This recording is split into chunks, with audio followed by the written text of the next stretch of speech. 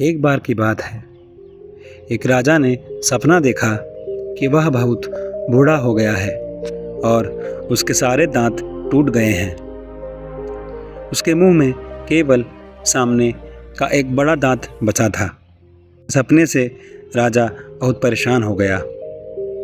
सुबह राजा ने अपने मंत्री को अपना सपना सुनाया और उसका अर्थ जानना चाहा।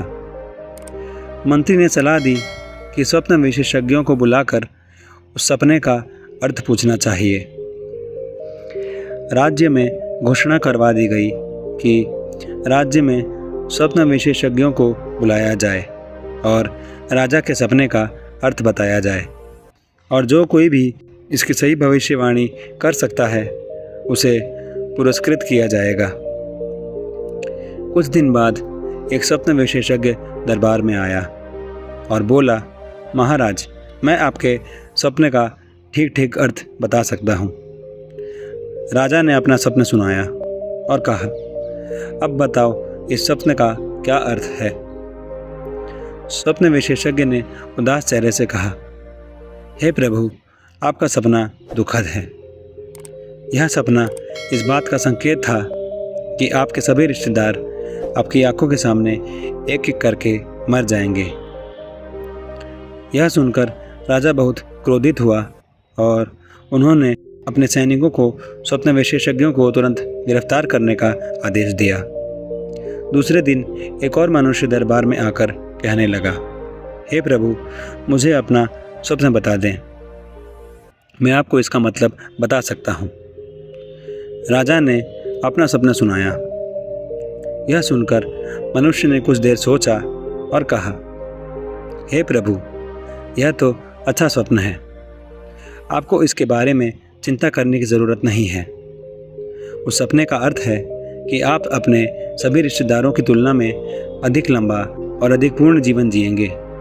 यह सुनकर राजा बहुत खुश हुआ और उसने उसे ढेर सारे सोने के सिक्के और अन्य उपहारों से पुरस्कृत किया। अगर हम इस कहानी में देखें तो पाएंगे कि दोनों व्यक्तियों ने राजा को सपने का अर्थ ही बताया। फिर भी एक व्यक्ति को पुरस्कृत किया गया और दूसरे को कैद। केवल ऐसा इसलिए क्योंकि पहले विशेषज्ञ ने सपने का अर्थ बताने के लिए सकारात्मक शब्दों का इस्तेमाल नहीं किया, जबकि दूसरे ने उसी संदेश को बताने के लिए सकारात्मक और सही तरीके का इस्तेमाल किया। जब हम कुछ कहते हैं तो अपने शब्दों के चयन में हमेशा सावधान रहें। हम इसे कैसे कहते हैं और उस संदेश को प्रसारित करने के लिए हम कौन से शब्द चुनते हैं, इससे इसमें बहुत फ़र्क पड़ता है। बोलना एक कला है। आप कोई बात कैसे कहते हैं, इसका दूसरों पर बहुत प्रभाव पड़ता है। आज के युग में जिन लोगों के पास बोलने की यह कला है, वे दूसरों की तुलना में अधिक सफल हैं। बोलने की कला आपको जीवन के अन्य क्षेत्रों जैसे आपके व्यक्तिगत संबंधों, सामाजिक संपर्क और आपके कार्यस्थल पर आपके संचार कौशल को बेहतर बनाने में भी मदद कर सकती है। अगर आप अपने शब्दों का प्रयोग सोच समझकर करेंगे तो आप किसी को ठेस नहीं पहुंचाएंगे और दूसरों का आशीर्वाद भी ले पाएंगे, और साथ ही आपको बाद में पछताना भी नहीं पड़ेगा।